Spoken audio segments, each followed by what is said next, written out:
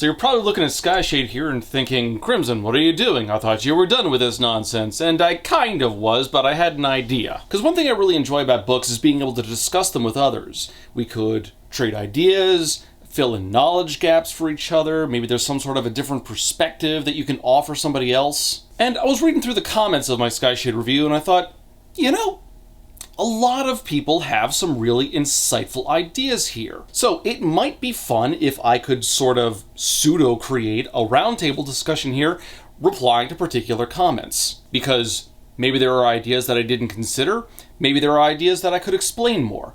Maybe I'm just wrong about something. My hair is perfect, I am not. So I've selected a handful of comments from that video to respond to either elicit more information or make some corrections. And we're starting with Samuel Smith 5124, who says, not to defend Aster too much here, but there's an in-universe reason for the number of dead people that can become the bloodless, and that's the 500 years of wilding eating people's hearts. This ties in well with being bloodless, as well as the fact that the wildlings themselves are Lark Crown's people. Perhaps it was planned from the beginning, probably it was an opportunistic use of the wildlings' leftovers. However, there is precedent for a large number of undead soldiers. Okay, this is something that I didn't really harp on too much. I just found it ridiculous because we didn't have a sense of scale for the number of dead people in the Nightshade graveyards. And I like the idea of the bloodless being the result of the wildlings cutting out people's hearts and just discarding the corpses. And if that was a reasonable solution, I would like it. I would even offer it praise. But I don't think that there's really any proof that the wildlings' leftovers wound up in Nightshade graveyards. See, this is another in a long string of problems that Aster doesn't fully detail, so we don't actually understand what happened to, as Samuel put it so eloquently, the wildling leftovers. My assumption is that the bodies would just get tossed into the ocean, where fish would probably get at them. But it's also possible that there's some sort of a pit that they just get thrown into somewhere on the wildling newlands. While the number of wildling victims could fill in the number of bloodless, the problem is there's no logistical way for them to actually get to the Nightshade newlands. No way that's been explained or explored, at least. The bloodless army that Lark starts with necessarily have to be Nightshades who were largely ostracized from the rest of society and I guess just go murdering people in bafflingly high numbers. The only way that this really works, as we've been led to believe, is that the Nightshade Newlands is the murder capital of everything. There is probably a murder for every baby that's born. And it also doesn't help because while you might be able to explain, well, maybe a whole bunch of Nightshades died from the curses, that's true, except in Nightshade, the one time we actually got to see the Nightshades die from the curses, the thieves guys turned to ashes. So unfortunately, I think we need to chalk the bloodless up to an impossibility that Aster just threw out there without any sense of logistics or proportion. But I do like Samuel's attempt to find an in-universe reason there with the wildling leftovers and cutting out hearts and making them bloodless. I think that is actually a clever idea. It's a shame that it's probably not what's going on. Next up, we have a comment from Forgotten God, love that name by the way, who points out that Aster forgot the Avatar-style bending and stances that we got in Nightbane. Because in Nightbane, Aster went out of her way to include the character Cinder, the little gifted 8-year-old who was practicing stances for one scene, and apparently that's supposed to be normal. This is another one of those elements, just like the magic blood thing, where Aster uses it like once or twice because it's a neat sounding idea and then never again. Let this just demonstrate the idea that you should maintain simplicity in your magic systems. It saves you from so many headaches down the road. How many times can I actually ask, why isn't there blood doing the thing in this series? Same thing with stances now. That's another element that I don't think exists outside of that one chapter with Cinder. Now, this next point is something that I saw a number of people raise, but the first time I saw it mentioned was in a comment by JJ Knight 6932, who points out The name Ferrar literally translates to blacksmith. And this is something that I should have considered. I'm a little disappointed with myself that I didn't question if this meant something like in Spanish, because a number of her other characters, that's how she writes for some reason. Now, it turns out that, from what I can find, Ferrar, translated from Latin to English, translates to iron. Her iron worker is named Iron. Look, I can appreciate going to a particular linguistic source and then trying to draw inspiration from that. Maybe not to the point of literally just using Google Translate once and then being done with it. Look, maybe you can just take Ferrar and instead of going with that, go with like Ferranimus or something. Fellaris or any number of things. I have no idea if these words mean anything. I didn't take Latin. I don't know if these are words. Look, naming things is really hard. I didn't settle on a name for the protagonist of my book until draft 8. But you should never treat it like just sort of a, I guess his name's Bob now, and then just give up after that. Also, I checked this just for funsies.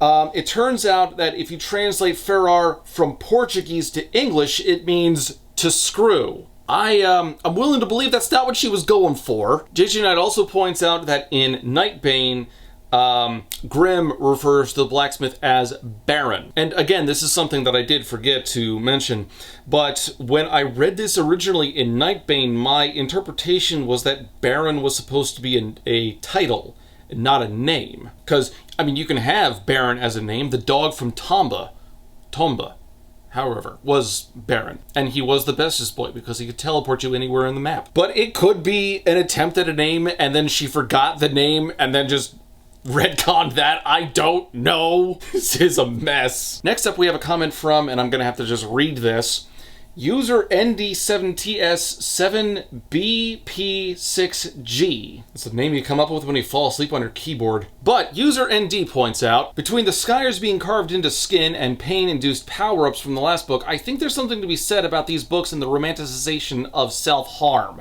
And, yeah, there's kind of a really grim image there. It was an angle that I didn't take into consideration, but there is validity to the interpretation because there's no real downside to it. Look, obvious disclaimer here, self-harming is bad. Talk to a friend or a therapist or your parents or somebody that you can safely open up to. These books are not good examples of how to go about life. When you think about it, unfortunately, Aster does a terrible job for herself because there are multiple examples of her wounding herself for the sake of gaining power, and she gains that power, and apparently a lot of it.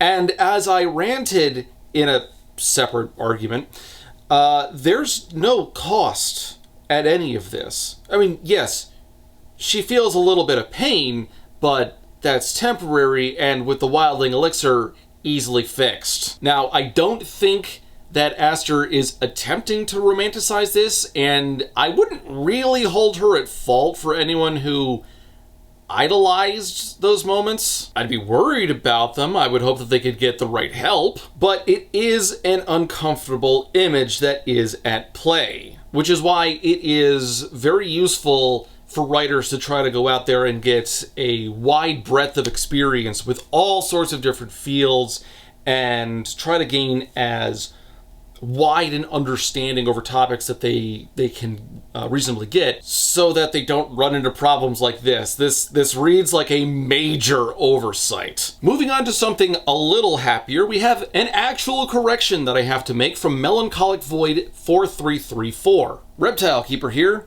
Snake venom is often used as medicine, even in the real world. It's both needed to produce antivenom, but it's also very important for numbing meds. Arthritis medicine is made using venom that would usually conk a human out within minutes. And, okay, I got that one wrong. I was so cynical in Aster's approaches that the idea of using snake venom just immediately sounded ridiculous, especially because some of the only other examples of snake venom that we got is something that paralyzed a guy within seconds, and like, I don't know if there's another species or what, but some snakes that were just dripping acid. But as Melancholic Void pointed out, there are in fact real-world applications, so whilst Aster's approach is probably still flawed, the basis that she's using is not. So good catch, Melancholic Void. That was a slip up on my part. Next, from Peter Windhorst 5775, do you realize how much human skin would be needed to write a book?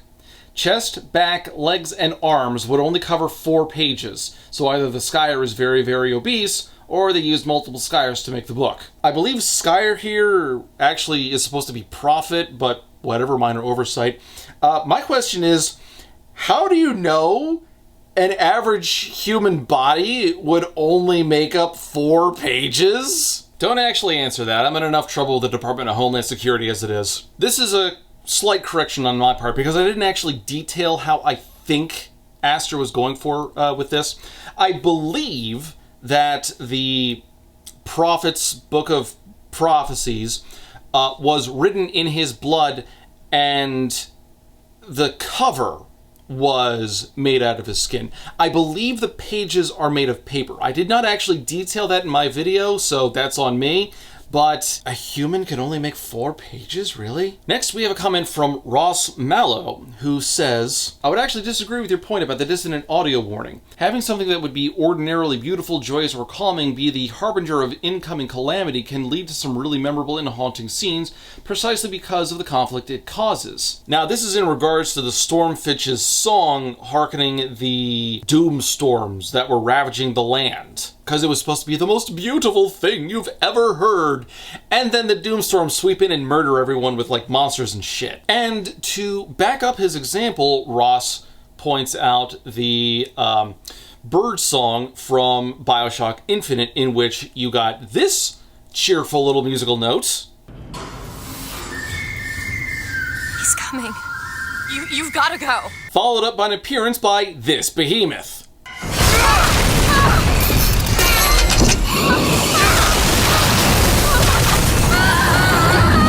And at his core, what Ross is talking about is absolutely correct. The use of dissonant audio in order to set a particular mood is something that has been used very effectively for quite a long time. A particular favorite example that I've got is the use of Twinkle Twinkle Little Star in the Dead Space trailer.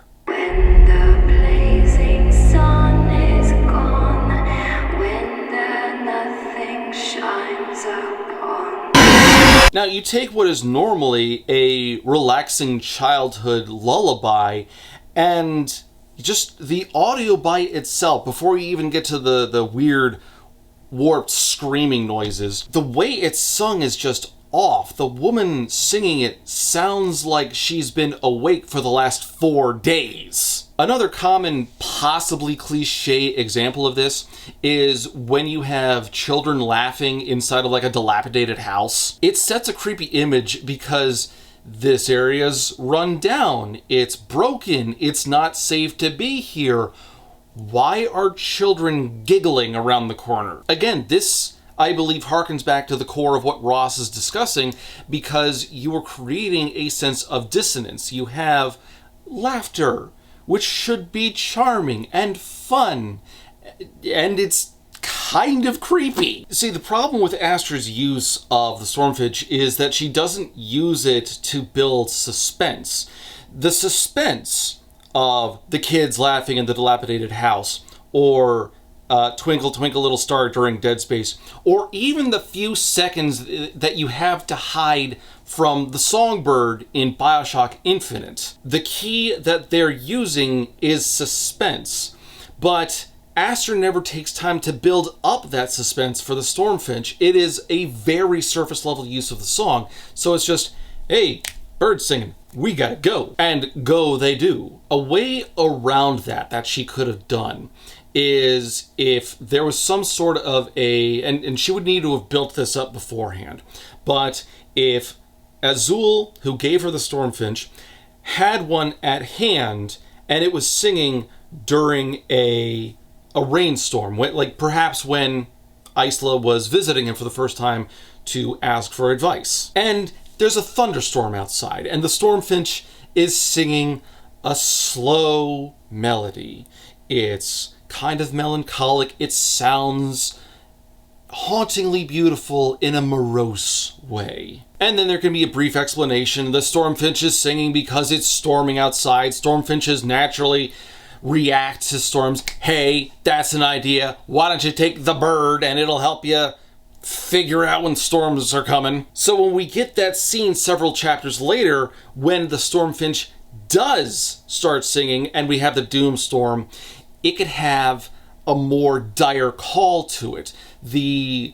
Instead of a morose tune, it could have a panicked tune, something higher pitch, faster paced. Because at that point, we have an established idea of what the stormfinch sounds compared to something that we can actually relate to. A thunderstorm. Most of us have been through thunderstorms. We know what they're like. And if the stormfinch is singing down here, like at this level of panic for a thunderstorm and this level of panic for a doomstorm, that raises the stakes immediately. That builds the suspense in just 2 scenes. But we never get that, and we have just the one, again, surface level use of the stormfinch. It's about as damning as your alarm clock going off. To wrap my point up there, Ross is correct in his understanding of how the scene is supposed to work.